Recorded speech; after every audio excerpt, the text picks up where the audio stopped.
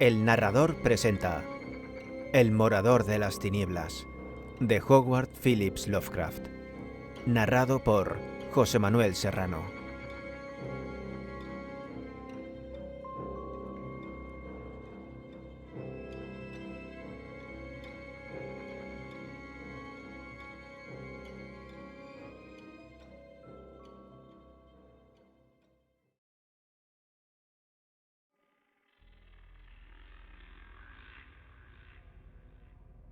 He visto bostezar al oscuro universo, donde los negros planetas ruedan sin rumbo, donde ruedan en su horror sin ser escuchados, sin conocimiento ni brillo ni nombre. Némesis. Los investigadores más cautelosos dudarán en desafiar la creencia común de que Robert Blake murió a causa de un rayo o por alguna profunda descarga nerviosa derivada de una descarga eléctrica. Es cierto que la ventana a la que se enfrentaba no estaba rota, pero la naturaleza ha demostrado ser capaz de muchas actuaciones extrañas.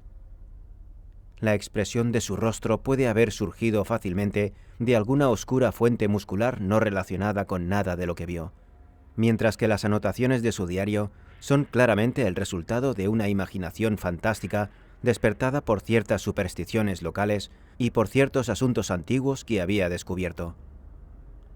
En cuanto a las condiciones anómalas de la iglesia abandonada de Federal Hill, el analista sagaz no tarda en atribuirlas a alguna charlatanería, consciente o inconsciente, con la que Blake estaba secretamente relacionado. Al fin y al cabo, la víctima era un escritor y pintor totalmente dedicado al campo del mito, el sueño, el terror y la superstición, y ávido en su búsqueda de escenas y efectos de tipo extraño y espectral. Su anterior estancia en la ciudad, una visita a un extraño anciano tan aficionado a las ciencias ocultas y prohibidas como él, había terminado entre la muerte y las llamas, y debió de ser algún instinto morboso el que le hizo volver a su casa de Milwaukee.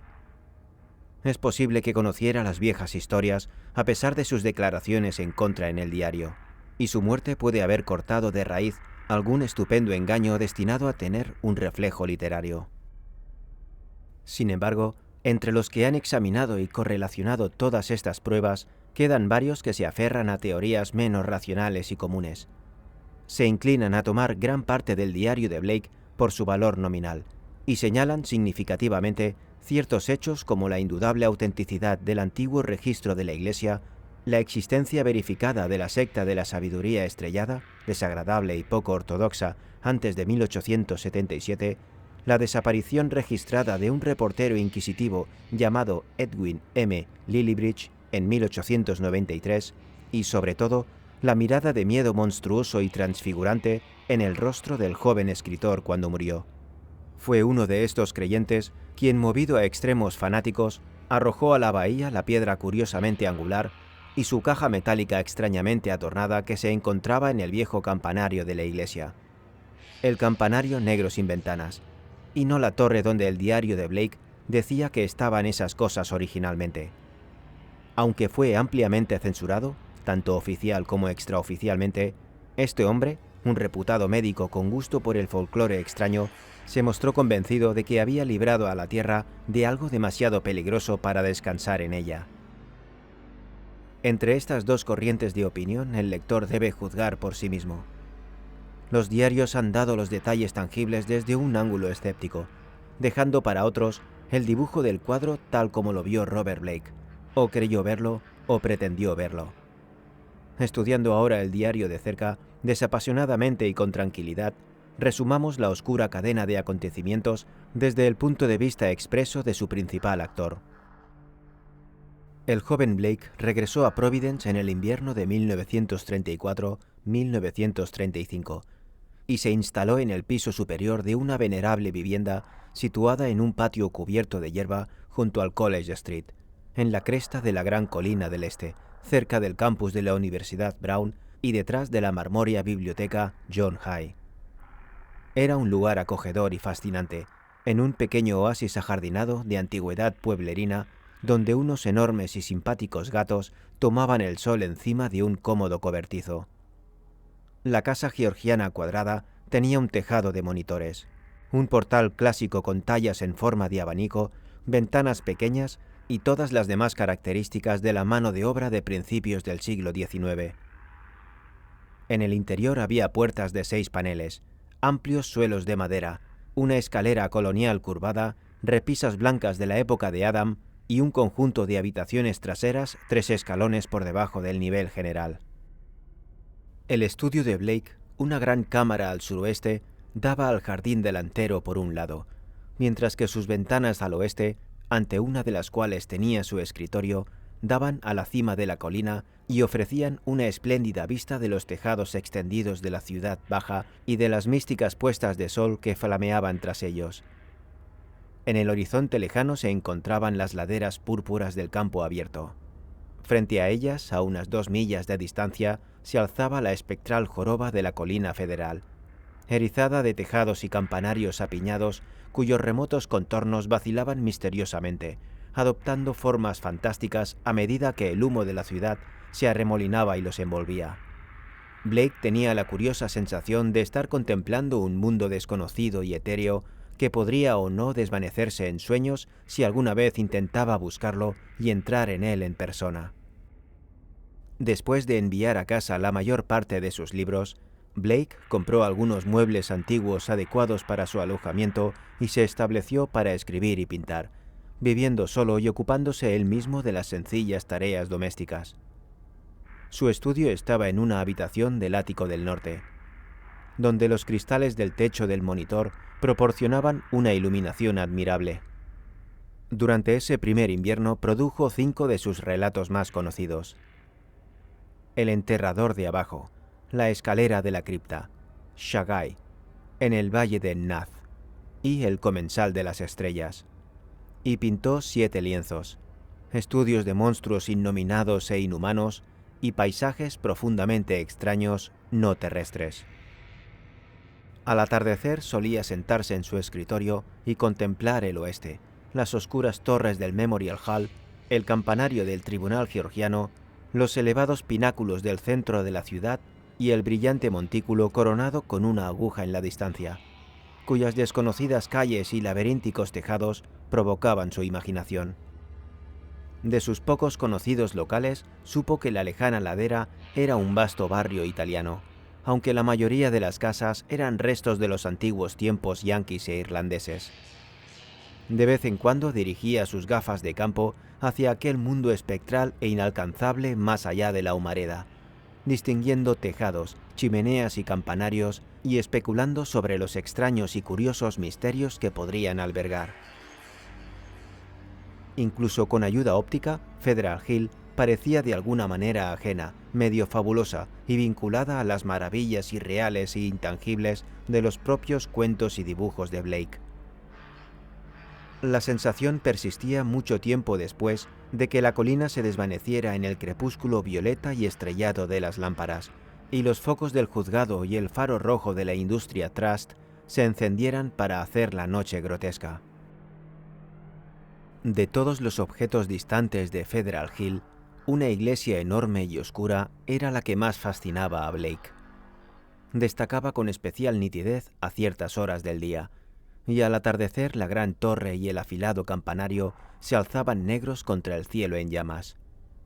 Parecía descansar en un terreno especialmente elevado, ya que la sombría fachada y el lado norte, que se veía oblicuamente con el tejado inclinado y la parte superior de las grandes ventanas puntiagudas, se alzaban audazmente por encima de la maraña de crestas y chimeneas circundantes.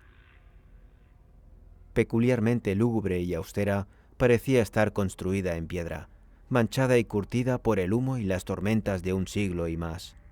El estilo, por lo que los cristales podían mostrar, era esa primera forma experimental de renacimiento gótico que precedió al majestuoso período de Abjon y que mantuvo algunos de los contornos y proporciones de la era georgiana. Quizás se levantó hacia 1810 o 1815. Con el paso de los meses, Blake observó la lejana y prohibida estructura con un extraño interés creciente. Como las enormes ventanas nunca estaban iluminadas, sabía que debía estar vacía. Cuanto más tiempo observaba, más trabajaba su imaginación, hasta que al final empezó a imaginar cosas curiosas. Creyó que una vaga y singular aura de desolación se cernía sobre el lugar, de modo que hasta las palomas y las golondrinas rehuían sus humeantes aleros. Alrededor de otras torres y campanarios, su cristal revelaba grandes bandadas de pájaros, pero aquí nunca descansaban. Al menos eso es lo que pensaba y anotaba en su diario. Señaló el lugar a varios amigos, pero ninguno de ellos había estado en Federal Hill ni tenía la menor idea de lo que era o había sido la iglesia. En primavera, una profunda inquietud se apoderó de Blake. Había comenzado su novela planeada desde hacía tiempo, basada en una supuesta supervivencia del culto a las brujas de Maine, pero era extrañamente incapaz de avanzar en ella. Cada vez se sentaba más en su ventana del oeste y miraba la colina distante y el campanario negro y fruncido que los pájaros rehuían. Cuando las delicadas hojas salían de las ramas del jardín, el mundo se llenaba de una nueva belleza, pero la inquietud de Blake no hacía más que aumentar. Fue entonces cuando pensó por primera vez en cruzar la ciudad y subir con el cuerpo por esa fabulosa pendiente hacia el mundo de los sueños envuelto en humo. A finales de abril, justo antes de la época de Walpurgis, que se oscurece con el león, Blake hizo su primer viaje a lo desconocido. Recorriendo las interminables calles del centro de la ciudad y las sombrías y decadentes plazas de más allá, llegó finalmente a la avenida ascendente de escalones desgastados por el siglo, pórticos dóricos caídos y cúpulas con cristales oscuros que, en su opinión, debía conducir al mundo desconocido e inalcanzable más allá de las brumas. Había señales azules y blancas que no significaban nada para él, y enseguida se fijó en los extraños y oscuros rostros de las multitudes que iban a la deriva y en los letreros extranjeros de las curiosas tiendas situadas en edificios marrones y envejecidos durante décadas. En ninguna parte pudo encontrar ninguno de los objetos que había visto desde lejos, de modo que una vez más le pareció que la Federal Hill de aquella vista lejana era un mundo de ensueño que jamás sería pisado por pies humanos vivos. De vez en cuando aparecía una fachada de iglesia maltrecha o una aguja desmoronada, pero nunca el montón ennegrecido que él buscaba. Cuando preguntó a un tendero por una gran iglesia de piedra, el hombre sonrió y negó con la cabeza, aunque hablaba inglés con soltura. A medida que Blake subía, la región le parecía cada vez más extraña, con desconcertantes laberintos de sombrías callejuelas marrones que se alejaban eternamente hacia el sur. Cruzó 2 o 3 amplias avenidas, y una vez le pareció vislumbrar una torre familiar. Volvió a preguntar a un comerciante por la enorme iglesia de piedra, y esta vez podría haber jurado que la declaración de ignorancia era fingida. El rostro del moreno tenía una expresión de miedo que intentaba ocultar, y Blake le vio hacer una curiosa señal con la mano derecha. Entonces, de repente, una aguja negra se destacó contra el cielo nublado a su izquierda, por encima de las hileras de tejados marrones que bordeaban las enmarañadas callejuelas del sur. Blake supo enseguida lo que era, y se lanzó hacia ella a través de las sórdidas callejuelas sin pavimentar que subían desde la avenida. Se perdió 2 veces, pero de alguna manera no se atrevió a preguntar a ninguno de los patriarcas o amas de casa que estaban sentados en los umbrales de sus casas, ni a ninguno de los niños que gritaban y jugaban en el barro de las sombrías callejuelas. Por fin vio la torre lisa contra el suroeste, y un enorme bulto de piedra se alzaba oscuramente al final de un callejón. Enseguida se encontró en una plaza abierta barrida por el viento, pintorescamente empedrada, con un alto muro de ribera en el lado opuesto. Este fue el final de su búsqueda, porque en la amplia meseta con barandilla de hierro y maleza que sostenía el muro, un mundo separado y menor, elevado a 2 metros por encima de las calles circundantes, se alzaba un bulto lúgubre y titánico cuya identidad, a pesar de la nueva perspectiva de Blake, era indiscutible. La iglesia vacía estaba en un estado de gran decrepitud. Algunos de los altos contrafuertes de piedra se habían caído, y varios delicados remates yacían medio perdidos entre la maleza y las hierbas marrones y descuidadas. Las ventanas góticas llenas de hollín estaban prácticamente intactas, aunque faltaban muchos de los parteluces de piedra. Blake se preguntaba cómo podían haber sobrevivido tan bien los cristales oscuramente pintados, en vista de los conocidos hábitos de los niños pequeños de todo el mundo. Las enormes puertas estaban intactas y bien cerradas.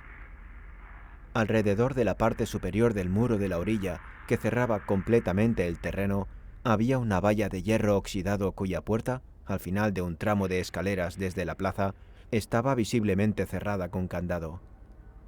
El camino desde la puerta hasta el edificio estaba completamente cubierto de maleza. La desolación y la decadencia colgaban como un manto sobre el lugar, y en los aleros sin pájaros y las paredes negras sin hiedra, Blake sintió un toque de lo tenuemente siniestro más allá de su poder de definición. Había muy poca gente en la plaza, pero Blake vio a un policía en el extremo norte y se acercó a él para preguntarle por la iglesia. Era un irlandés muy sano, y le pareció extraño que no hiciera más que la señal de la cruz y murmurara que la gente nunca hablaba de ese edificio. Cuando Blake le presionó, dijo muy apresuradamente que el sacerdote italiano advertía a todo el mundo contra ella, jurando que un mal monstruoso había habitado allí una vez y había dejado su huella. Él mismo había oído oscuros susurros al respecto de su padre, que recordaba ciertos sonidos y rumores de su infancia. Antiguamente había habido allí una mala secta, una secta de forajidos que invocaba cosas horribles desde algún desconocido golfo de la noche. Había sido necesario un buen sacerdote para exorcizar lo que había venido, aunque había quienes decían que solo la luz podía hacerlo. Si el padre O'Malley estuviera vivo, habría muchas cosas que podría contar, pero ahora no había nada que hacer sino dejarlo estar. Ya no hacía daño a nadie, y los que la poseían estaban muertos o muy lejos. Habían huido como ratas después de la charla amenazante del 77, cuando la gente empezó a preocuparse por la forma en que la gente desaparecía de vez en cuando en el barrio. Algún día la ciudad intervendría y se quedaría con la propiedad por falta de herederos, pero de poco serviría que alguien la tocara. Es mejor dejarla en paz para que los años la derrumben, no sea que se remuevan cosas que deberían descansar para siempre en su negro abismo. Cuando el policía se hubo ido, Blake se quedó mirando la hosca pila empinada. Le excitó comprobar que la estructura le parecía tan siniestra a los demás como a él, y se preguntó qué grano de verdad habría detrás de las viejas historias que había repetido el casaca azul. Probablemente eran meras leyendas evocadas por el aspecto maligno del lugar, pero aún así eran como una extraña vuelta a la vida de una de sus propias historias. El sol de la tarde salía de entre las nubes que se dispersaban, pero parecía incapaz de iluminar las paredes manchadas de hollín del viejo templo que se alzaba en su elevada meseta. Era extraño que el verde de la primavera no hubiera tocado los crecimientos marrones y marchitos del patio elevado y cercado con hierro. Blake se acercó a la zona elevada y examinó el muro de la orilla y la valla oxidada en busca de posibles vías de entrada. La valla ennegrecida ejercía una atracción terrible a la que no podía resistirse. La valla no tenía ninguna abertura cerca de los escalones, pero en el lado norte faltaban algunos barrotes. Podía subir los escalones y caminar por el estrecho borde de la valla hasta llegar al hueco. Si la gente temía tanto el lugar, no encontraría ninguna interferencia. Estaba en el terraplén y casi dentro de la valla antes de que alguien se diera cuenta de su presencia. Entonces, al mirar hacia abajo, vio a las pocas personas de la plaza alejarse y hacer la misma señal con la mano derecha que había hecho el comerciante de la avenida. Varias ventanas se cerraron de golpe, y una mujer gorda se lanzó a la calle y arrastró a unos niños pequeños al interior de una casa desvencijada y sin pintar. La brecha en la valla era muy fácil de atravesar, y al poco tiempo Blake se encontró vadeando entre los matorrales podridos y enmarañados del patio abandonado. Aquí y allá el desgastado muñón de una lápida le indicaba que alguna vez hubo entierros en el campo, pero eso, vio, debió ser hace mucho tiempo. El gran volumen de la iglesia Le resultaba opresivo ahora que estaba cerca de ella, pero venció su estado de ánimo y se acercó a probar las 3 grandes puertas de la fachada. Todas estaban bien cerradas, así que inició un circuito por el edificio ciclópeo en busca de alguna abertura menor y más penetrable. Incluso entonces no podía estar seguro de querer entrar en aquella guarida de la deserción y la sombra, pero la atracción de su extrañeza le arrastró automáticamente. Una ventana del sótano, bostezante y desprotegida, le proporcionó la apertura necesaria. Al asomarse, Blake vio un golfo subterráneo de telarañas y polvo débilmente iluminado por los rayos filtrados del sol del oeste.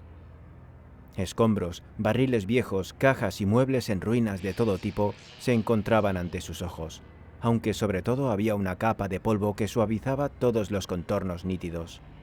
Los restos oxidados de un horno de aire caliente mostraban que el edificio había sido utilizado y mantenido en forma hasta mediados de la época victoriana. Actuando casi sin iniciativa consciente, Blake se arrastró a través de la ventana y se dejó caer al suelo de hormigón cubierto de polvo y escombros. El sótano abovedado era inmenso, sin tabiques, y en un rincón a la derecha, entre densas sombras, vio un arco negro que evidentemente conducía al piso superior.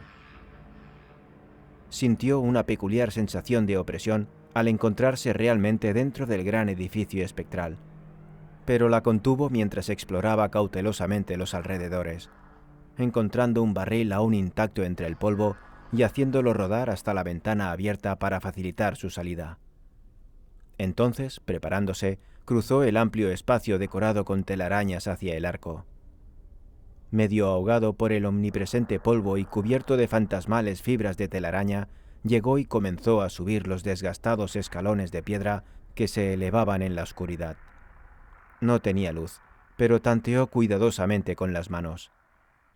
Tras un giro brusco, sintió una puerta cerrada más adelante, y al tantear un poco reveló su antiguo pestillo. Se abría hacia el interior, y más allá vio un pasillo débilmente iluminado y revestido de paneles carcomidos por los gusanos. Una vez en la planta baja, Blake comenzó a explorar rápidamente. Todas las puertas interiores estaban desbloqueadas, por lo que pudo pasar libremente de una habitación a otra.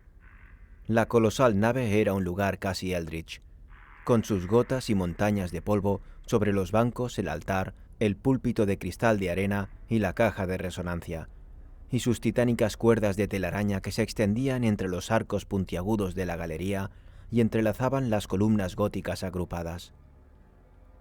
Sobre toda esa silenciosa desolación se proyectaba una horrenda luz plomiza cuando el sol de la tarde, ya declinante, enviaba sus rayos a través de los extraños cristales medio ennegrecidos de las grandes ventanas del ábside. Las pinturas de esas ventanas estaban tan oscurecidas por el hollín que Blake apenas podía descifrar lo que había representado. Pero por lo poco que pudo entender no le gustaron. Los diseños eran en gran parte convencionales, y su conocimiento del oscuro simbolismo le decía mucho sobre algunos de los antiguos patrones. Los pocos santos representados tenían expresiones claramente criticables, mientras que una de las ventanas parecía mostrar simplemente un espacio oscuro con espirales de curiosa luminosidad dispersas en él. Al apartarse de las ventanas, Blake se dio cuenta de que la cruz con telarañas que había sobre el altar no era del tipo ordinario, sino que se asemejaba al Ang primordial o Crux ansata del sombrío Egipto. En una sala posterior de la sacristía, junto al ábside, Blake encontró un escritorio podrido y estantes hasta el techo de libros enmohecidos y desintegrados. Aquí, por primera vez, recibió un choque positivo de horror objetivo, ya que los títulos de estos libros le decían mucho. Eran las cosas negras y prohibidas de las que la mayoría de las personas cuerdas nunca han oído hablar, o solo lo han hecho en susurros furtivos y tímidos. Los depósitos prohibidos y temidos de secretos equívocos y fórmulas inmemoriales que se han filtrado en la corriente del tiempo desde los días de la juventud del hombre y los días oscuros y fabulosos antes de que el hombre fuera. Él mismo había leído muchos de ellos, la versión latina del aborrecido Necronomicon, el siniestro Liber y Bonis, los infames Kults de Jules del conde de Erlet, los Unexpresslichen Kulten de von Gunz y el infernal De Vermis Mysteris del viejo Ludwig Prin. Pero había otros que conocía solo por su reputación, o no los conocía en absoluto. Los manuscritos nacóticos, el libro de Dijian y el volumen desmenuzado de caracteres totalmente inidentificables, pero con ciertos símbolos y diagramas estremecedoramente reconocibles para el estudiante de ocultismo. Evidentemente, los persistentes rumores locales no habían mentido. Este lugar había sido una vez la sede de un mal más antiguo que la humanidad y más amplio que el universo conocido. En el escritorio en ruinas había un pequeño libro de registro encuadernado en cuero y lleno de entradas en algún extraño medio criptográfico. La escritura manuscrita consistía en los símbolos tradicionales comunes utilizados hoy en día en astronomía y antiguamente en alquimia, astrología y otras artes dudosas. Los dispositivos del Sol, la Luna, los planetas, los aspectos y los signos zodiacales, aquí agrupados en sólidas páginas de texto, con divisiones y párrafos que sugerían que cada símbolo respondía a alguna letra alfabética. Con la esperanza de resolver más tarde el criptograma, Blake llevó este volumen en el bolsillo de su abrigo. Muchos de los grandes tomos de las estanterías le fascinaban indeciblemente, y se sintió tentado de tomarlos prestados más adelante. Se preguntaba cómo podían haber permanecido intacto tanto tiempo. ¿Era él el primero en conquistar el miedo que durante casi 60 años había protegido este lugar desierto de los visitantes? Después de haber explorado a fondo la planta baja, Blake volvió a atravesar el polvo de la nave espectral hasta llegar al vestíbulo delantero, donde había visto una puerta y una escalera que presumiblemente conducían a la torre ennegrecida y al campanario, objetos que le eran familiares desde hacía mucho tiempo. El ascenso fue una experiencia asfixiante, ya que el polvo era espeso y las arañas habían hecho lo peor en este estrecho lugar.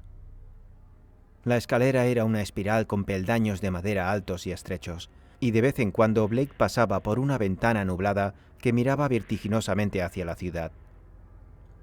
Aunque no había visto ninguna cuerda abajo, esperaba encontrar una campana o un tañido de campanas en la torre cuyas estrechas ventanas lanceoladas con lamas había estudiado tantas veces con su catalejo.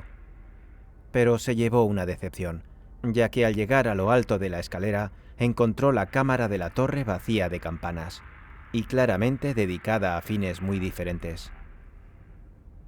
La habitación, de unos 4 metros cuadrados, estaba débilmente iluminada por 4 ventanas lanceoladas, una a cada lado, que estaban acristaladas dentro de su pantalla de lamas deterioradas. Además, estaban provistas de pantallas herméticas y opacas, pero estas últimas estaban ya muy deterioradas. En el centro del suelo cargado de polvo se alzaba un pilar de piedra curiosamente inclinado, de unos 4 pies de altura y 2 de diámetro medio, cubierto a cada lado con jeroglíficos extraños, toscamente incisos y totalmente irreconocibles. Sobre este pilar descansaba una caja de metal de forma peculiarmente asimétrica. Su tapa con bisagras estaba echada hacia atrás, y su interior contenía lo que parecía, bajo el polvo de una década de profundidad, un objeto con forma de huevo o irregularmente esférico de unos 10 centímetros de diámetro. Alrededor del pilar, formando un tosco círculo, había 7 sillas góticas de respaldo alto, que seguían intactas en su mayor parte, mientras que detrás de ellas, a lo largo de las paredes con paneles oscuros, había 7 imágenes colosales de escayola pintada de negro que se estaban desmoronando y que se parecían más que nada a los crípticos megalitos tallados de la misteriosa isla de Pascua. En un rincón de la cámara llena de telarañas, había una escalera empotrada en la pared que conducía a la trampilla cerrada del campanario sin ventanas de arriba. Cuando Blake se acostumbró a la débil luz, observó unos extraños bajorrelieves en la extraña caja abierta de metal amarillento. Al acercarse, trató de quitar el polvo con las manos y un pañuelo, y vio que las figuras eran de un tipo monstruoso y totalmente extraño. Representaban entidades que, aunque parecían vivas, no se parecían a ninguna forma de vida conocida que hubiera evolucionado en este planeta. La esfera de 10 centímetros, que parecía ser un poliedro casi negro y estriado de rojo, con muchas superficies planas y regulares, o bien era un cristal muy notable de algún tipo, o un objeto artificial de materia mineral tallada y muy pulida. No tocaba el fondo de la caja, sino que se mantenía suspendido por medio de una banda metálica alrededor de su centro, con 7 soportes de extraño diseño que se extendían horizontalmente hasta los ángulos de la pared interior de la caja, cerca de la parte superior. Esta piedra, una vez expuesta, ejerció sobre Blake una fascinación casi alarmante. Apenas podía apartar los ojos de ella, y mientras miraba sus superficies brillantes, casi creía que era transparente, con mundos maravillosos a medio formar en su interior. En su mente flotaban imágenes de orbes extraterrestres con grandes torres de piedra, y otros orbes con montañas titánicas y ninguna marca de vida, y espacios aún más remotos donde solo una agitación en vagas negruras indicaban la presencia de conciencia y voluntad. Cuando apartó la vista, fue para fijarse en un montículo de polvo algo singular en la esquina más alejada, cerca de la escalera del campanario. No podía decir por qué le llamaba la atención, pero algo en sus contornos llevaba un mensaje a su mente inconsciente. Al acercarse a él y apartar las telarañas que colgaban, comenzó a percibir algo sombrío. La mano y el pañuelo pronto revelaron la verdad, y Blake jadeó con una desconcertante mezcla de emociones. Era un esqueleto humano, y debía de llevar allí mucho tiempo. La ropa estaba hecha a jirones, pero algunos botones y fragmentos de tela daban cuenta de un traje gris de hombre. Había otras pruebas: zapatos, cierres metálicos, enormes botones para los puños redondos, un alfiler de gancho de un modelo antiguo, una insignia de periodista con el nombre del antiguo Providence Telegram y una cartera de cuero que se estaba desmoronando. Blake examinó esta última con cuidado, encontrando en su interior varios billetes de emisión anticuada, un calendario publicitario de celuloide de 1893, unas tarjetas con el nombre de Edwin M. Lillibridge y un papel cubierto de memorándums a lápiz. Este papel contenía muchas cosas desconcertantes, y Blake lo leyó detenidamente en la tenue ventana del oeste. Su texto inconexo incluía frases como las siguientes: el profesor Enoch Bowen regresa de Egipto en mayo de 1844. Compra la antigua iglesia de libre albedrío en julio. Su trabajo arqueológico y sus estudios sobre ocultismo son bien conocidos. El Dr. Drone, de la Cuarta Iglesia Bautista, advierte contra la sabiduría estelar de un sermón del 29 de diciembre de 1844. Congregación 97 a finales del 45. 1846. 3 desapariciones. Primera mención del trapezoedro luminoso. 7 desapariciones. 1848. Empiezan las historias de sacrificios de sangre. Padre O'Malley cuenta la adoración de diablo con caja encontrada en grandes ruinas egipcias. Dice que llaman algo que no puede existir en luz. Huye con un poco de luz y es desenterrado por una luz fuerte. Luego tiene que ser convocado de nuevo. Probablemente lo sacaron de la confesión en el lecho de muerte de Francis X. Fanny, que se unió a Starry Wisdom en el 49. Esta gente dice que el trapezoedro luminoso les muestra el cielo y otros mundos, y que el acechador de la oscuridad les cuenta secretos de alguna manera. Historia de Orrin B. Eddy, 1857. Lo invocan mirando el cristal, y tienen un lenguaje secreto propio. 200 o más en la congregación. 1863, excepto los hombres del frente. Los chicos irlandeses se amotinan en la iglesia en 1869 tras la desaparición de Patrick Regan. Artículo velado en J. 14 de marzo del año 72. Pero la gente no habla de ello. 6 desapariciones 1876. El comité secreto llama al alcalde Doyle. Acción prometida en febrero 1877. La iglesia cierra en abril.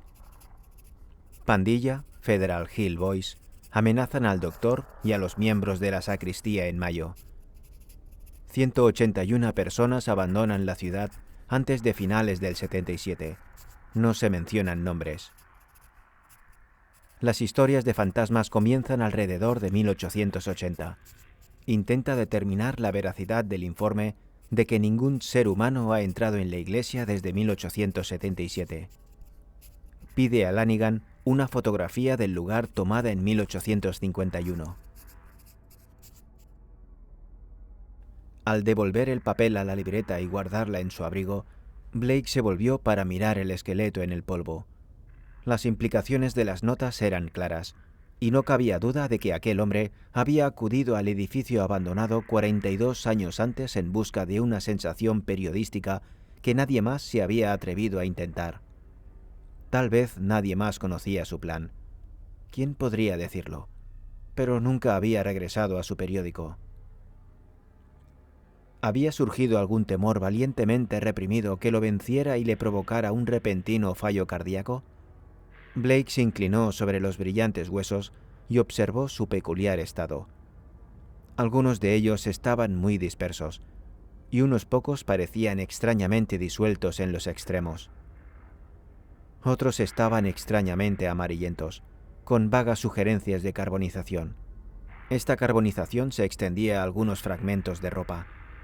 El cráneo se encontraba en un estado muy peculiar, teñido de amarillo y con una abertura carbonizada en la parte superior, como si algún potente ácido hubiera atravesado el hueso sólido. Blake no podía imaginar lo que le había sucedido al esqueleto durante las 4 décadas que había permanecido enterrado en silencio. Antes de que se diera cuenta estaba mirando la piedra de nuevo, y dejando que su curiosa influencia convocara un nebuloso desfile en su mente. Vio procesiones de figuras encapuchadas y con túnicas cuyos contornos no eran humanos, y contempló interminables leguas de desierto bordeadas de monolitos tallados que alcanzaban el cielo.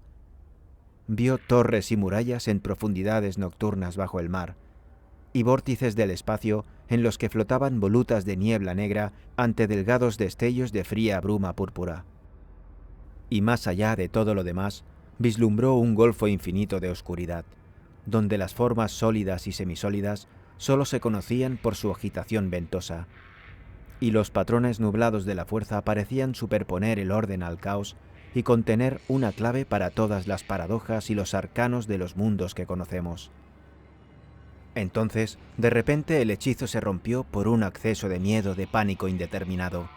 Blake se atragantó y se apartó de la piedra, consciente de que una presencia alienígena sin forma estaba cerca de él y le observaba con horrible intensidad. Se sintió enredado con algo que no estaba en la piedra, pero que lo había mirado a través de ella. Algo que lo seguía incesantemente con una cognición que no era la vista física. Evidentemente el lugar le ponía de los nervios, como no podía ser de otra manera en vista de su espantoso hallazgo. Además, la luz estaba menguando, y como no llevaba ningún iluminador, sabía que tendría que marcharse pronto. Fue entonces, en el crepúsculo creciente, cuando le pareció ver un débil rastro de luminosidad en la piedra de ángulo loco. Intentó apartar la vista de ella, pero una oscura compulsión le hizo volver a mirar. ¿Había una sutil fosforescencia de radioactividad en la cosa? ¿Qué era lo que decían las notas del muerto sobre un trapezoedro luminoso?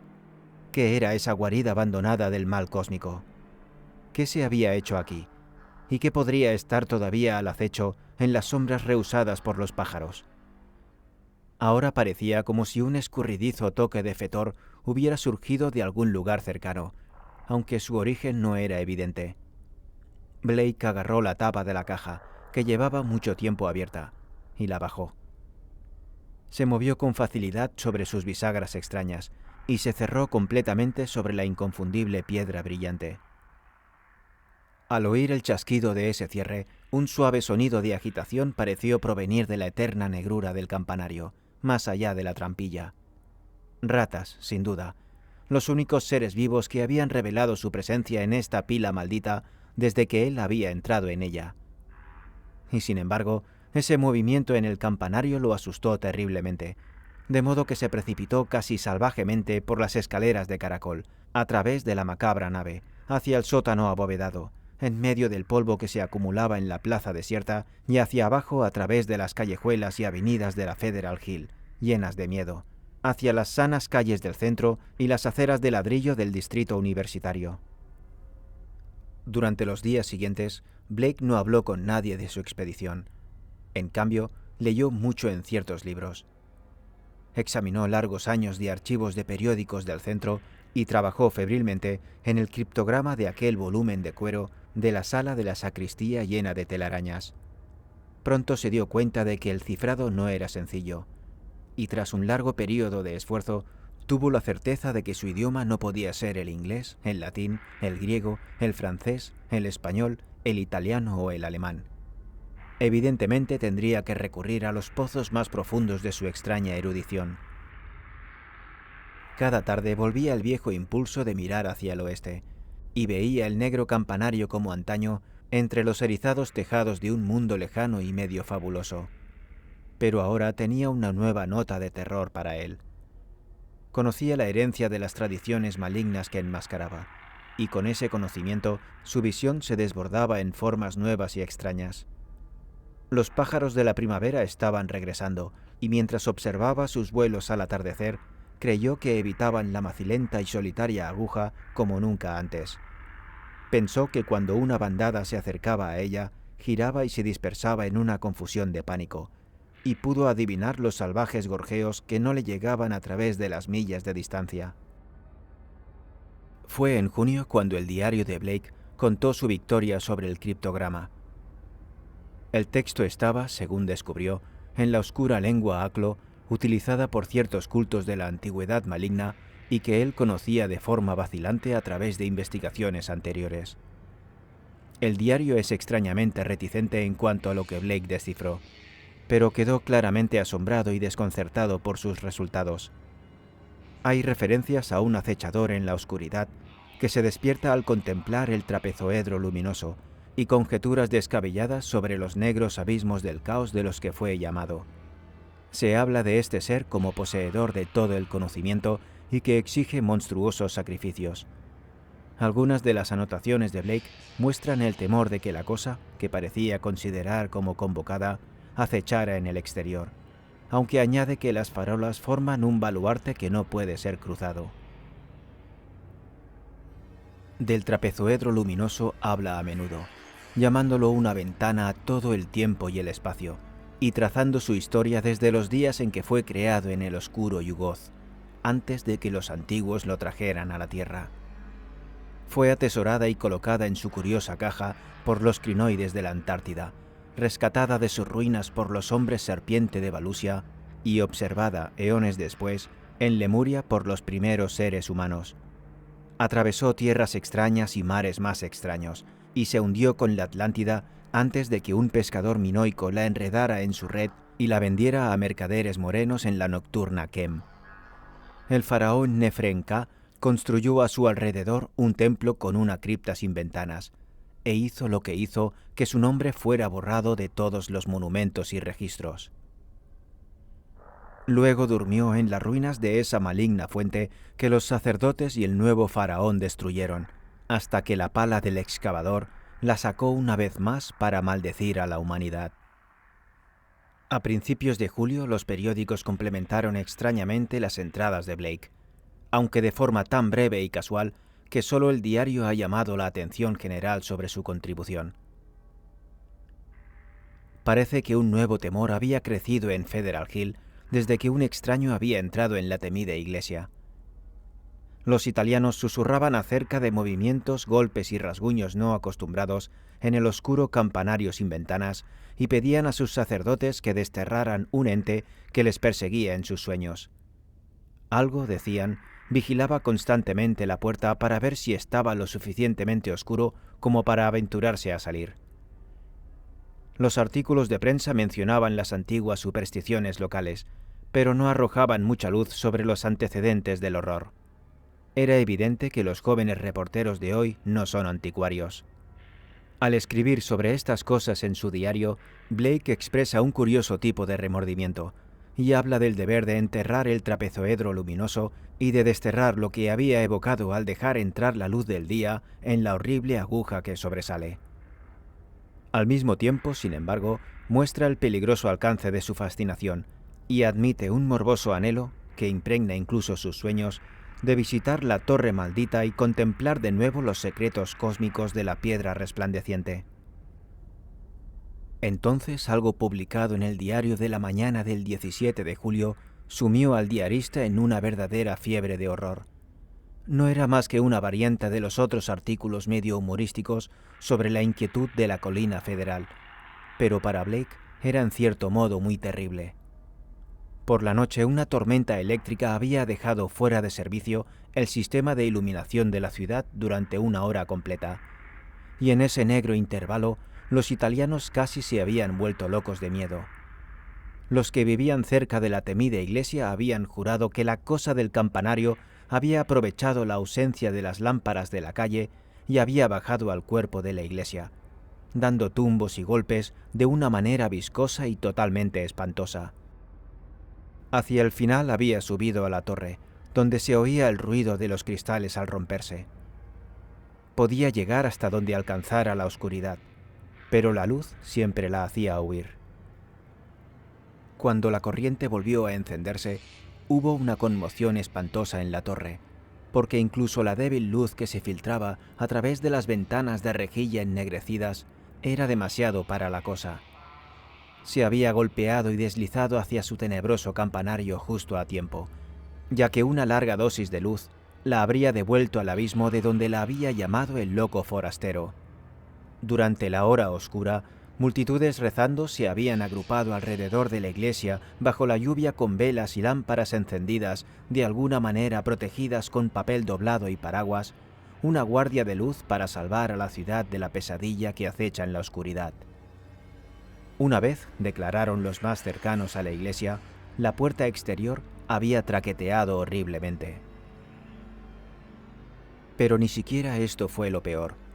Esa noche, en el Bulletin, Blake leyó lo que los periodistas habían encontrado. Despertados al fin por el caprichoso valor noticioso del susto, un par de ellos habían desafiado a la frenética multitud de italianos y se habían arrastrado hasta la iglesia a través de las ventanas del sótano, después de haber probado las puertas en vano. Encontraron el polvo del vestíbulo y de la nave espectral revuelto de una manera singular, con trozos de cojines podridos y revestimientos de satén de los bancos esparcidos curiosamente. Había un mal olor por todas partes, y aquí y allá había trozos de manchas amarillas y manchas de lo que parecía carbonización. Al abrir la puerta de la torre y detenerse un momento ante la sospecha de un sonido de raspado en la parte superior, se encontraron con la estrecha escalera de caracol limpiada a duras penas. En la propia torre existía un estado similar medio barrido. Hablaron del pilar de piedra heptagonal, de las sillas góticas volcadas y de las extrañas imágenes de yeso, aunque extrañamente no mencionaron la caja de metal ni el viejo esqueleto mutilado. Lo que más inquietaba a Blake, salvo por los indicios de manchas, carbonización y malos olores, era el último detalle que explicaba el choque de cristales. Cada una de las ventanas ojivales de la torre estaba rota, y dos de ellas habían sido oscurecidas de forma burda y apresurada, rellenando con satén y pelo de cabello los espacios entre las celosías exteriores inclinadas. Más fragmentos de raso y manojos de crin de caballo yacían esparcidos por el suelo recién barrido, como si alguien hubiera sido interrumpido en el acto de devolver a la torre la absoluta negrura de sus días de apretada cortina. Se encontraron manchas amarillentas y parches carbonizados en la escalera del chapitel sin ventanas, pero cuando un reportero subió, abrió la trampilla de deslizamiento horizontal y disparó un débil rayo de linterna en el espacio negro y extrañamente fétido. No vio más que oscuridad y una camada heterogénea de fragmentos sin forma cerca de la abertura. El veredicto, por supuesto, fue charlatanería. Alguien había gastado una broma a los supersticiosos habitantes de la colina, o bien algún fanático se había esforzado por reforzar sus temores por su propio bien. O quizá algunos de los habitantes más jóvenes y sofisticados habían montado un elaborado engaño al mundo exterior. Hubo una divertida secuela cuando la policía envió a un agente a verificar los informes. 3 hombres en sucesión encontraron la manera de evadir el encargo. Y el cuarto fue de muy mala gana y regresó muy pronto sin añadir nada al relato de los reporteros. A partir de este momento, el diario de Blake muestra una creciente marea de insidioso horror y nerviosa aprensión. Se reprende a sí mismo por no haber hecho nada, y especula salvajemente sobre las consecuencias de otra avería eléctrica.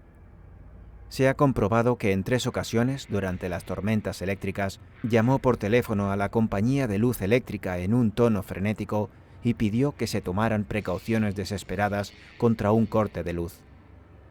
De vez en cuando sus anotaciones mostraban preocupación por el hecho de que los reporteros no encontraran la caja de metal y la piedra, ni el viejo esqueleto extrañamente estropeado cuando exploraron la sombría sala de la torre. Suponía que estos objetos habían sido retirados, pero solo podía adivinar dónde y por quién. Pero sus peores temores se referían a sí mismo y a la especie de relación impía que sentía que existía entre su mente y ese horror que acechaba en el lejano campanario, esa cosa monstruosa de la noche que su imprudencia había llamado desde los últimos espacios negros. Parecía sentir un tirón constante de su voluntad, y los que le llamaban de aquella época recuerdan cómo se sentaba abstraído en su escritorio y miraba por la ventana del oeste aquel lejano montículo erizado de agujas más allá del humo arremolinado de la ciudad. Sus anotaciones hablaban monótonamente de ciertos sueños terribles y de un fortalecimiento de la impía relación en su sueño. Se menciona una noche en la que se despertó y se encontró completamente vestido al aire libre y se dirigió automáticamente por College Hill hacia el oeste. Una y otra vez se detiene en el hecho de que la cosa en el campanario sabe dónde encontrarlo. La semana siguiente al 30 de julio se recuerda como el momento de la crisis parcial de Blake. No se vestía y pedía toda la comida por teléfono. Los visitantes observaron las cuerdas que mantenía cerca de su cama y dijo que al andar dormido lo había obligado a atarse los tobillos todas las noches con nudos que probablemente se mantendrían o lo despertarían con el trabajo de desatarlos. En su diario relató la horrible experiencia que había provocado el colapso. Después de retirarse la noche del 30, se encontró de repente caminando a tientas en un espacio casi negro. Todo lo que podía ver eran rayas horizontales cortas y débiles de luz azulada, pero podía oler un olor abrumador y escuchar una curiosa mezcla de sonidos suaves y furtivos por encima de él. Cada vez que se movía tropezaba con algo, y a cada ruido le llegaba una especie de respuesta desde arriba. Un vago movimiento, mezclado con el cauteloso deslizamiento de madera sobre madera. En una ocasión sus manos tantearon un pilar de piedra con la parte superior vacía, mientras que más tarde se encontró agarrado a los peldaños de una escalera empotrada en la pared y ascendiendo a tientas hacia una región de intenso hedor donde una ráfaga caliente y abrasadora le golpeaba.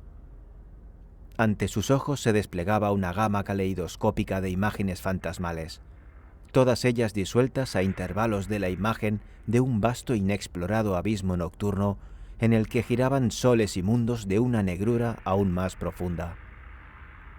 Pensó en las antiguas leyendas del caos supremo, en cuyo centro se extiende el dios idiota y ciego Azathoth, señor de todas las cosas, rodeado por su horda de bailarines descerebrados y amorfos y arrullado por el delgado y monótono tañido de una flauta demoníaca sostenida por unas patas sin nombre. Entonces un agudo informe del mundo exterior rompió su estupor y lo despertó del indecible horror de su posición. Nunca supo de qué se trataba. Tal vez fuera algún repique tardío de los fuegos artificiales que se escuchan todo el verano en Federal Hill cuando los habitantes aclaman a sus diversos santos patronos, o a los santos de sus pueblos natales en Italia. En cualquier caso, gritó en voz alta, se dejó caer frenéticamente de la escalera y tropezó a ciegas por el suelo obstruido de la cámara casi sin luz que le rodeaba. Supo al instante dónde se encontraba, y se precipitó temerariamente por la estrecha escalera de caracol, tropezando y magullándose a cada paso. Fue una huida de pesadilla a través de una vasta nave llena de telarañas, cuyos arcos fantasmales llegaban hasta los reinos de las sombras lascivas, una lucha sin visión a través de un sótano lleno de basura, una subida a las regiones de aire y luces de la calle en el exterior, y una carrera loca por una colina espectral de frontones farfullantes a través de una ciudad sombría y silenciosa de altas torres negras, y por el empinado precipicio hacia el este hasta su propia puerta antigua. Al recobrar el conocimiento por la mañana, se encontró tumbado en el suelo de su estudio completamente vestido. La suciedad y las telarañas lo cubrían, y cada centímetro de su cuerpo parecía dolorido y magullado. Cuando se enfrentó al espejo, vio que su pelo estaba muy chamuscado, mientras que un rastro de mal olor parecía aferrarse a su ropa exterior superior. Fue entonces cuando sus nervios se derrumbaron. A partir de ese momento se quedó exhausto, en bata, y no hizo más que mirar por la ventana del oeste, temblar ante la amenaza de los truenos y hacer anotaciones en su diario. La gran tormenta estalló justo antes de la medianoche del 8 de agosto. Los relámpagos cayeron repentinamente en todas las partes de la ciudad y se registraron 2 notables bolas de fuego. La lluvia era torrencial, mientras que un constante bombardeo de truenos quitaban el sueño a miles de personas. Blake temía desesperadamente por el sistema de alumbrado e intentó llamar por teléfono a la compañía hacia la 1 de la madrugada, aunque para entonces el servicio había sido cortado temporalmente en aras de la seguridad. Anotó todo en su diario, con grandes y nerviosos jeroglíficos, a menudo indescifrables, que contaban su propia historia de creciente frenesí y desesperación, y de entradas garabateadas a ciegas en la oscuridad. Tenía que mantener la casa a oscuras para poder ver por la ventana, y parece que pasaba la mayor parte del tiempo en su escritorio, mirando ansiosamente a través de la lluvia, a través de los brillantes kilómetros de tejados del centro de la ciudad, a la constelación de luces distantes que marcaban Federal Hill. De vez en cuando anotaba a tientas en su diario, de modo que frases sueltas como «Las luces no deben irse», «Sabe dónde estoy», «Debo destruirla» y «Me llama, pero quizá no quiera hacer daño esta vez». Se encuentran dispersas por 2 de las páginas. Entonces las luces se apagaron en toda la ciudad. Ocurrió a las 2:12 de la madrugada, según los registros de la central eléctrica, pero el diario de Blake no da ninguna indicación de la hora. La entrada es simplemente: «Las luces se apagaron. Dios me ayude». En Federal Hill había observadores tan ansiosos como él, y grupos de hombres empapados por la lluvia desfilaron por la plaza y los callejones alrededor de la malvada iglesia con velas a la sombra de paraguas, linternas eléctricas, faroles de aceite, crucifijos y oscuros amuletos de las muchas clases comunes en el sur de Italia. Bendecían cada relámpago y hacían crípticas señales de miedo con la mano derecha cuando un giro en la tormenta hacía que los relámpagos disminuyeran y finalmente cesaran por completo. Un viento creciente apagó la mayoría de las velas, de modo que la escena se volvió amenazadoramente oscura. Alguien despertó al padre Merluzzo, de la Iglesia del Espíritu Santo, y se apresuró a acudir a la lúgubre plaza para pronunciar las sílabas útiles que pudiera. De los inquietos y curiosos sonidos de la ennegrecida torre no cabía la menor duda. De lo que ocurrió a las 2:35 tenemos el testimonio del sacerdote, una persona joven, inteligente y bien educada; del patrullero William J. Monohan, de la estación central, un oficial de la más alta fiabilidad que se había detenido en esa parte de su ronda para inspeccionar a la multitud; y de la mayoría de los 78 hombres que se habían reunido alrededor del alto muro del banco de la iglesia, especialmente los que estaban en la plaza donde se veía la fachada oriental. Por supuesto, no había nada que pudiera probarse como ajeno al orden de la naturaleza. Las posibles causas de un acontecimiento así son muchas. Nadie puede hablar con certeza de los oscuros procesos químicos que surgen en un vasto, antiguo, mal ventilado y largamente abandonado edificio de contenido heterogéneo. Los vapores mefíticos, la combustión espontánea la presión de los gases nacidos de la larga decadencia, cualquiera de los innumerables fenómenos podría ser responsable. Y luego, por supuesto, no se puede excluir el factor de la charlatanería consciente. En realidad, el asunto era bastante sencillo en sí mismo, y abarcaba menos de 3 minutos de tiempo real. El padre Merluzzo, siempre un hombre preciso, miró repetidamente su reloj. Comenzó con una hinchazón definitiva de los sonidos sordos de tanteo en el interior de la Torre Negra. Hacía tiempo que se percibía una vaga exhalación de extraños y malignos olores procedentes de la iglesia, que ahora se habían vuelto enfáticos y ofensivos. Entonces, por fin, se oyó el sonido de una madera que se astillaba y un objeto grande y pesado se estrelló en el patio, bajo la frondosa fachada oriental. La torre era invisible ahora que las velas no ardían, pero a medida que el objeto se acercaba al suelo, la gente supo que se trataba de las rejillas de humo de la ventana oriental de la torre.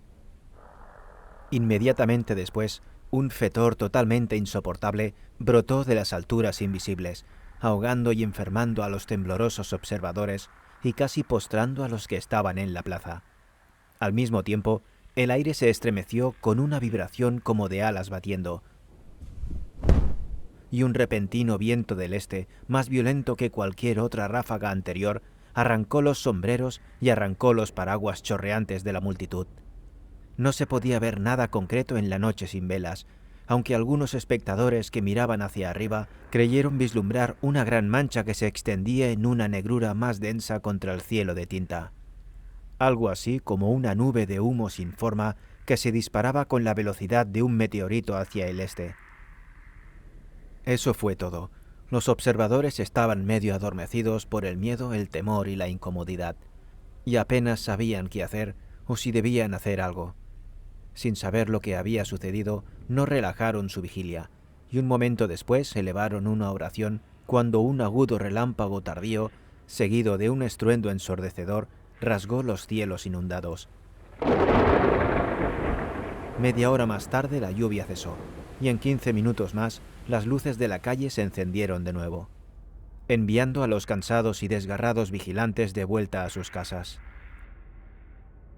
Los periódicos del día siguiente hicieron una mención menor de estos asuntos en relación con los informes generales de la tormenta. Parece que el gran relámpago y la ensordecedora explosión que siguieron al suceso de Federal Hill fueron aún más tremendos más al este, donde también se observó un estallido del singular fetor. El fenómeno fue más marcado sobre College Hill, donde el estruendo despertó a todos los habitantes que dormían y dio lugar a una desconcertante ronda de especulaciones. De los que ya estaban despiertos, solo unos pocos vieron el anómalo resplandor de luz cerca de la cima de la colina o notaron la inexplicable ráfaga de aire hacia arriba que casi despojó a los árboles de sus hojas y arrasó las plantas de los jardines. Se convino en que el único y repentino rayo debió de caer en algún lugar de la zona, aunque posteriormente no se pudo encontrar ningún rastro de su impacto. Un joven de la casa de la fraternidad Tau Omega creyó ver una grotesca y horrible masa de humo en el aire justo cuando estalló el destello preliminar, pero su observación no ha sido verificada. Todos los pocos observadores, sin embargo, están de acuerdo en cuanto a la violenta ráfaga del oeste y al torrente de hedor intolerable que precedió al golpe tardío, mientras que la evidencia relativa al olor a quemado momentáneo después del golpe es igualmente general. Estos puntos fueron discutidos muy cuidadosamente debido a su probable conexión con la muerte de Robert Blake. Los estudiantes de la casa Psi Delta, cuyas ventanas superiores traseras daban al estudio de Blake, se fijaron en el rostro blanco y borroso de la ventana del oeste en la mañana del día 9, y se preguntaron qué era lo que ocurría con esa expresión. Cuando vieron la misma cara en la misma posición esa tarde, se sintieron preocupados, y observaron cómo se encendían las luces de su apartamento. Más tarde tocaron el timbre del piso en penumbra, y finalmente un policía forzó la puerta. El cuerpo rígido se sentó erguido en el escritorio junto a la ventana, y cuando los intrusos vieron los ojos vidriosos y saltones y las marcas de un miedo descarnado y convulsivo en los rasgos retorcidos, se apartaron con una consternación enfermiza. Poco después, el médico forense realizó un examen, y a pesar de la ventana intacta, informó de que la causa de la muerte era una descarga eléctrica o una tensión nerviosa inducida por una descarga eléctrica. Ignoró por completo la horrible expresión, considerándola un resultado no improbable de la profunda conmoción experimentada por una persona de imaginación tan anormal y emociones desequilibradas. Dedujo estas últimas cualidades a partir de los libros, pinturas y manuscritos encontradas en el apartamento y de las anotaciones garabateadas a ciegas en el diario del escritorio. Blake había prolongado sus frenéticos apuntes hasta el final, y el lápiz de punta rota se encontró agarrado en su mano derecha espasmódicamente contraída. Las anotaciones posteriores al fallo de las luces estaban muy desarticuladas y eran legibles solo en parte. A partir de ellas, algunos investigadores han sacado conclusiones que difieren en gran medida del veredicto oficial materialista, pero tales especulaciones tienen pocas posibilidades de ser creídas por los conservadores. El caso de estos imaginativos teóricos no se ha visto favorecido por la acción del supersticioso Dr. Dexter, que arrojó la curiosa caja y la piedra angular, un objeto ciertamente autoluminoso como se ve en el negro campanario sin ventanas donde se encontró, al canal más profundo de la bahía de Narragansett. El exceso de imaginación y el desequilibrio neurótico de Blake, agravado por el conocimiento del malvado culto pasado cuyas sorprendentes huellas había descubierto, constituyen la interpretación dominante de estos últimos y frenéticos apuntes. Estas son las anotaciones o todo lo que se puede hacer de ellas. Las luces siguen apagadas. Deben ser 5 minutos ahora. Todo depende de los rayos. Que Dios nos conceda que se mantenga. Alguna influencia parece golpear a través de él. La lluvia, los truenos y el viento ensordecen. La cosa se está apoderando de mi mente. Problemas con la memoria. Veo cosas que no conocía antes. Otros mundos y otras galaxias. La oscuridad. El rayo parece oscuro y la oscuridad parece clara. No pueden ser la colina y la iglesia reales lo que veo en la oscuridad total. Debe ser una impresión retiniana dejada por los destellos. Que los italianos salgan con sus velas y los relámpagos se detienen. ¿De qué tengo miedo? No es un avatar de Nyarlathotep que en la antigua y sombría Kem llegó a tomar forma de hombre. Recuerdo a Yugoth y a la más lejana Shagai y el último vacío de los planetas negros. El largo y alado vuelo a través del vacío no puede cruzar el universo de la luz, recreado por los pensamientos atrapados en el trapezoedro luminoso, enviarlo a través de los horribles abismos del resplandor.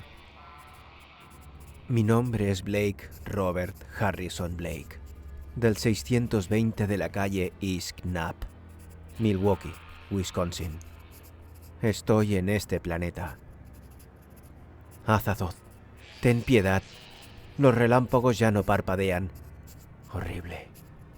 Puedo ver todo con un sentido monstruoso que no es la vista. La luz es oscura y la oscuridad es la luz. Esas personas en la colina. Guardia. Velas y amuletos. Sus sacerdotes. El sentido de la distancia ha desaparecido. Lo lejano es cercano y lo cercano es lejano. No hay luz, no hay cristal. Veo ese campanario, esa torre, esa ventana. Puedo oír a Roderick Usher. Estoy loco o me estoy volviendo loco. La cosa se agita y tantea en la torre. Yo soy eso, y es yo. Quiero salir. Debo salir y unificar las fuerzas. Sabe dónde estoy. Soy Robert Blake. Pero veo la torre en la oscuridad. Hay un olor monstruoso. Los sentidos se transfiguran, abordando esa ventana de la torre que se agrieta y cede. Ya, Gai, Ich. Lo veo. Viene hacia aquí. El viento. El borrón de Titán. El ala negra. Yog-Sothoth, sálvame.